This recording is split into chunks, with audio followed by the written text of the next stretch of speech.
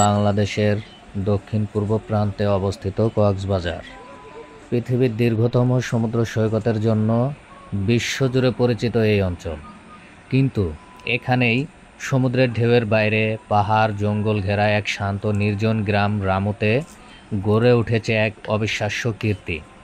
দক্ষিণ এশিয়ার অন্যতম বড় সোয়ানো গৌতম বৌদ্ধ মূর্তি। এই ১০০ ফুট লম্বা মূর্তিটি শুধু আকারে বড় নয়, এর প্রতিটি ইঞ্চি বয়ে এনেছে আধ্যাত্মিকতা, ইতিহাস এবং শিল্পের এক অপূর্ব সমন্বয়।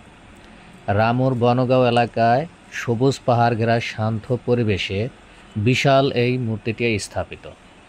বৌদ্ধ ভক্তরা একে বলেন পরিনির্বাণ বৌদ্ধ, যেখানে বৌদ্ধ চিরশান্তিতে শায়িত। মূর্তিটি নির্মাণে ব্যবহৃত হয়েছে সিমেন্ট, কংক্রিট ও ইট। এটি এমন একটি ভাস্কর্য যা বাংলাদেশেরই নয়, সমগ্র দক্ষিণ এশিয়ার জন্য একটি দর্শনীয় স্থানের প্রতীক। এই মূর্তিটি নির্মাণের পেছনে আছে প্রায় ২ দশকের শ্রম, সাধনা ও বিশ্বাস। ২০০৪ সালে স্থানীয় বৌদ্ধ ধর্মাবলম্বীদের উদ্যোগে শুরু হয় এর নির্মাণ কাজ।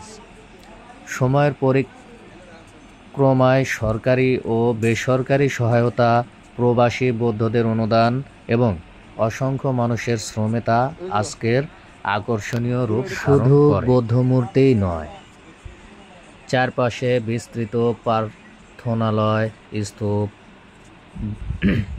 ধর্মচক্র ও প্যাগোডা মিলিয়ে এটি এখন একটি পূর্ণাঙ্গ ধর্মীয় কমপ্লেক্স। এখানে রয়েছে দান বাক্স, প্রার্থনা কক্ষ, পাথরের সিংহদ্বার এবং রঙিন আলোকসজ্জা। বিশেষ করে বৌদ্ধ পূর্ণিমা ও অন্যান্য ধর্মীয় উৎসবে এখানে উৎসবের আমেজ ছড়িয়ে পড়ে। এটি শুধু বৌদ্ধ ধর্মাবলম্বীদের উপাসনা স্থল নয়, বরং ধর্মবর্ণ নির্বিশেষে সব পর্যটকই এখানে পরিদর্শন করতে আসেন। রামুর এই বৌদ্ধ মূর্তি আন্তর্জাতিক পর্যটকদের জন্য এক আকর্ষণীয় গন্তব্য হয়ে উঠেছে। থাইল্যান্ড, মায়ানমার, চীন ও শ্রীলঙ্কার বহু পর্যটক এখানে এসে ধর্মীয় চর্চা করেন ও সময় কাটান। তাই তারা প্রকৃতিকে ভালোবাসেন, শান্তি খোঁজেন কিংবা ঐতিহ্যের টানে চলেছেন, তারা এই দর্শনীয় স্থানটি দেখে আসতে পারেন।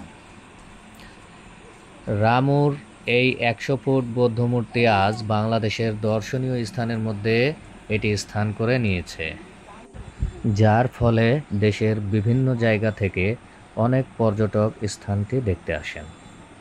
ভিডিওটি ভালো লাগলে লাইক, কমেন্ট ও শেয়ার করুন এবং আমার চ্যানেলে নতুন হলে সাবস্ক্রাইব করে পাশে থাকুন। ধন্যবাদ।